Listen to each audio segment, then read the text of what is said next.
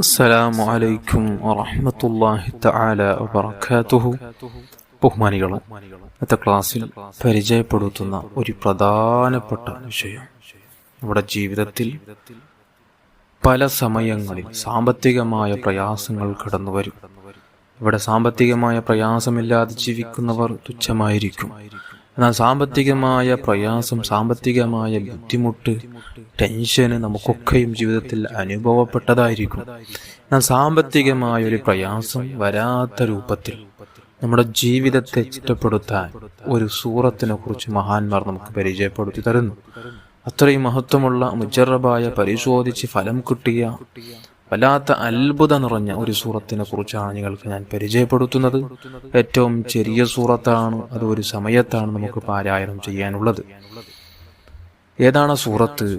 ലാ ഉഖ്സിമു ബിഹാദൽ ബലദ്. സൂറത്തുൽ ബലദ് നമുക്കൊക്കെയും അറിയാം. ലാ ഉഖ്സിമു ബിഹാദൽ ബലദ് വ അൻത ഹില്ലും ബിഹാദൽ ബലദ് എന്നീ തുടങ്ങുന്ന ഒരു പേജിലെ പകുതിയോളം മാത്രമുള്ള ഈ ഒരു സൂറത്ത് ദിവസവും സുബഹി നിസ്കാരത്തിന് ശേഷം പതിവായി ഈ സൂറത്തിനെ പാരായണം ചെയ്താൽ അദ്ദേഹം വിചാരിക്കാത്ത റൂട്ടിലൂടെ അദ്ദേഹത്തിന് സമ്പത്ത് റബ്ബ് സുബ്ഹാനഹു വ തആല കൊടുത്തിരിക്കും. സാമ്പത്തികമായ ഒരു പ്രയാസവും സാമ്പത്തികമായ ഒരു ഞെരുക്കവും അദ്ദേഹത്തിന്റെ ജീവിതത്തിൽ അനുഭവപ്പെടേണ്ടി വരില്ല.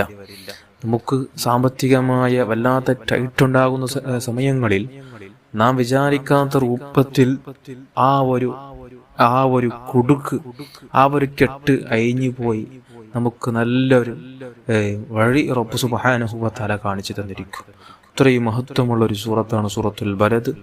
ഇനി മുതൽ ഇൻഷാ അല്ലാഹ് ഞാനും നിങ്ങളും ഓരോരുത്തരും ഈ സൂറത്തിന് സുബഹി നിസ്കാരത്തിന് ശേഷം ഒരു തവണ പാരായണം ചെയ്യാൻ ശ്രമിക്കണം, സമയം കണ്ടെത്തണം. ഒരു ദിവസവും പോലും അത് മുടങ്ങാതെ തന്നെ ജീവിതത്തിൽ പാരായണം ചെയ്യലിനെ ഒന്ന് പ്രയത്നിക്കണം. ജീവിതത്തിൽ ഇനി മുതൽ അത് മുടങ്ങാത്ത രൂപത്തിൽ ഓതാൻ ശ്രമിക്കണം. അല്ലാഹു നമുക്ക് ഭാഗ്യം തരട്ടെ.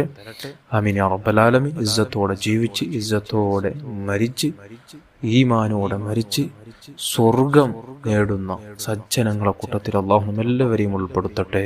ആമീൻ യാ റബ്ബൽ ആലമീൻ.